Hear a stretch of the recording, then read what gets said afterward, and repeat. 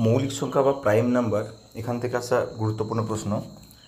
মৌলিক সংখ্যা কোনগুলি? যেগুলিকে শুধুমাত্র সেই সংখ্যা এবং এক দ্বারা ভাগ করা যায়, যেমন দুই, দুই মৌলিক সংখ্যা। তারপরে পাঁচ, তিন মৌলিক সংখ্যা।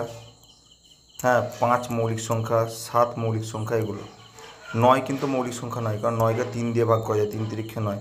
নয়কে নয় দিয়ে ভাগ করা যায়, এক দিয়ে ভাগ করা যায় এবং তিন দিয়ে ভাগ করা যায়, তাই নয় কিন্তু মৌলিক সংখ্যা নয়। তাহলে দুই, তিন, পাঁচ, সাত, এক থেকে দশের মধ্যে চারটি মৌলিক সংখ্যা। তাহলে এক থেকে দশের মধ্যে যদি মৌলিক সংখ্যা বলে কটি, তাহলে চারটি মৌলিক সংখ্যা। মনে রাখবে, এক থেকে একশোর মধ্যে টোটাল আছে 25টি মৌলিক সংখ্যা। এক থেকে একশোর মধ্যে মৌলিক সংখ্যা কটা? 25টি, এটা মনে রাখবে। এবার যেমন 2020 সালে প্রিলিমসে এসেছিল, দুই অঙ্কের কতগুলি মৌলিক সংখ্যা আছে? দুই অঙ্কের মৌলিক সংখ্যা আছে টোটাল কতগুলি? তাহলে এটা কি করবে? আমি এক থেকে একশোর মধ্যে কটি মৌলিক সংখ্যা আছে জানি? 25টি মৌলিক সংখ্যা। আচ্ছা, আর এক থেকে দশের মধ্যে যে মৌলিক সংখ্যাগুলো সেগুলো কি? দুই, তিন, পাঁচ এবং সাত, অর্থাৎ কটি? চারটি। চারটি মৌলিক সংখ্যা এক থেকে দশের মধ্যে।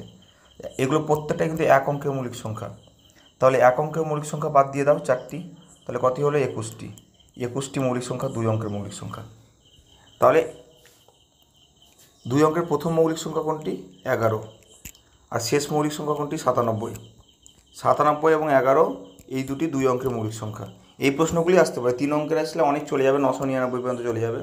তো তিন অঙ্কের বার করাটাও কঠিন, কিন্তু দুই অঙ্কের এই কোশ্চেনটা আসতে পারে, অথবা এক থেকে দশের মধ্যে কতগুলি মৌলিক সংখ্যা, এ ধরনের আমরা প্রশ্ন পেতে পারি।